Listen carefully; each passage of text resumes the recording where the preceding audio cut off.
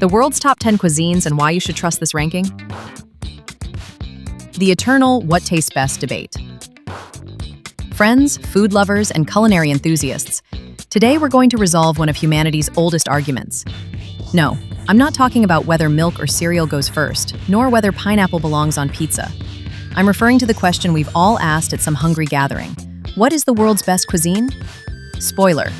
There are serious rankings that attempt to answer this, and no, I didn't make them up after 3 tacos and 2 mezcals. Today we're going to discuss the global top 10 of the world's most beloved cuisines, based on 2 sources that, while seemingly different, complement each other very well. Taste Atlas, the global food encyclopedia, World Population Review, the data portal that provides formality and widespread recognition. What is Taste Atlas and why trust their rankings? Before diving into the list, we need to clarify something. You're probably thinking, who decides that Italy is better than Mexico or that Japan takes the medal? Well, Taste Atlas isn't a French critic with a ridiculous hat and an impossible palate. It's a global platform where thousands of people rate dishes, drinks, and local products with stars, 1 to 5. Example, someone tries tacos al pastor in Mexico City and leaves a review. Another person travels to Naples, tries margarita pizza, and votes. Those ratings are combined, averaged, and voila, a ranking emerges. But watch out, Taste Atlas applies filters. If suddenly 1,000 votes appear from a single country in less than a day, they suspect someone tried to cheat and discard those votes. So it's not easy to inflate a cuisine's position. In summary, Taste Atlas works like a TripAdvisor for authentic food, but with a cultural focus. And when thousands of people agree, we have something more solid than a simple, I like it. What role does World Population Review play in all this? Now, on the other side, we have World Population Review, WPR. They're not foodies. They're a portal that compiles rankings and statistics about everything: population, economy, quality of life, and yes, food too. What's interesting is that WPR takes data from Taste Atlas and presents it in their international tables alongside other global indicators. This gives it an air of institutional credibility. It's not just a foodie ranking. It's data that appears on a website consulted by journalists, students, and analysts. So when you say, according to Taste Atlas and World Population Review, Mexican cuisine is in the global top 3, that no longer sounds like dinner table gossip. It sounds like serious data, almost as if the UN had an opinion about tacos. The top 10 best cuisines in the world. Now for what you came to hear.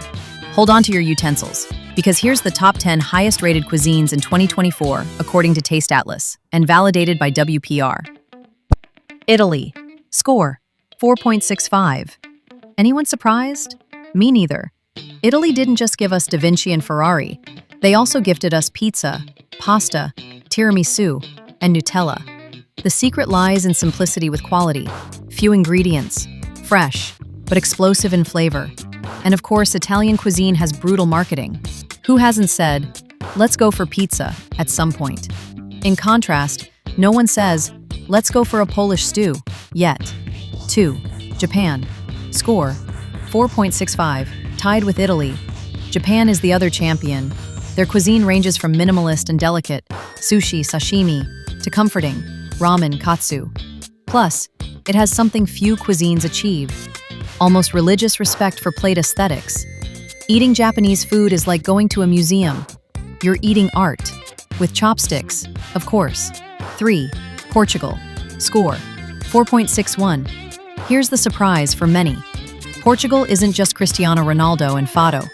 It's cod, pastel de nata, and port wines.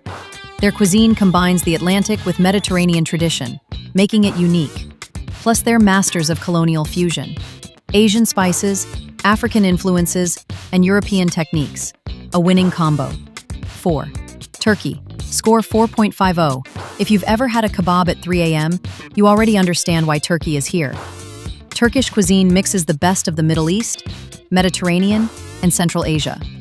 From meze to baklava, Turkey proves that eating can also be an act of cultural diplomacy. 5. Indonesia. Score, 4.48. Indonesia is Southeast Asia's culinary giant.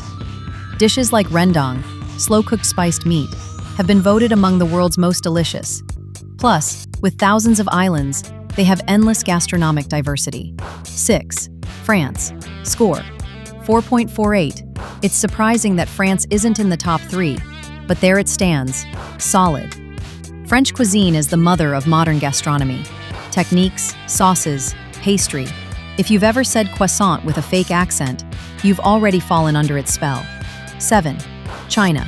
Score: 4.45.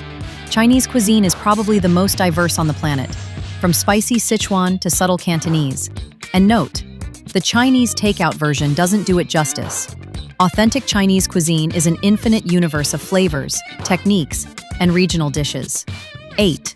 Poland. Score: 4.42. Surprise! Poland sneaks into the top 10. Though not well known outside Europe, their cuisine is comforting. Pierogi, soups, smoked meats. It's like a caloric hug against the cold. 9. India. Score: 4.42. Tied with Poland. India means spices, colors, curries, samosas. A cuisine that has conquered the entire world and also offers infinite vegetarian versions. There's no country without an Indian restaurant. And if there is, they should fix that soon. 10. Mexico. Special mention, according to Millennial and Taste. And yes, the taco isn't fast food. It's an invention that deserves a Nobel Prize in gastronomy. Why take this ranking seriously? So far, you probably thought, okay, it's fun, but it's still subjective. And you're right, food will always be subjective. But this ranking is serious because it has volume, thousands of voters, not just one famous critic. It has filters. Taste Atlas discards suspicious votes to prevent manipulation. It has external validation. WPR disseminates it in an academic and media context. It has real impact. Influences tourism, exports, marketing, and cultural pride. It's basically the global social proof of gastronomy. If thousands of people say Italy and Japan are top, that means they are, at least in global perception. Conclusion: what do we do with this ranking? Beyond debating whether Peru is missing, whether Mexico should be higher, or whether Poland is the year's surprise, this ranking serves as a tool for travelers. It's a guide to where to go eat. For restaurateurs, it's a sales argument. We serve the world's #3 cuisine, according to Taste Atlas.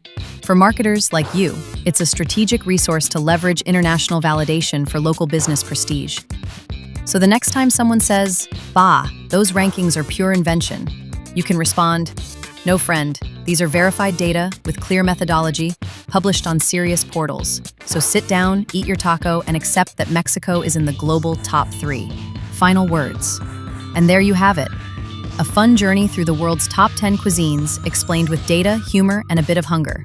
Because in the end, what matters isn't whether Italy is a point above Mexico, but that we live on a planet where you can have croissants for breakfast, sushi for lunch, tacos for dinner, and finish with pastel de nata. The real conclusion is this: the world is richer when we taste it.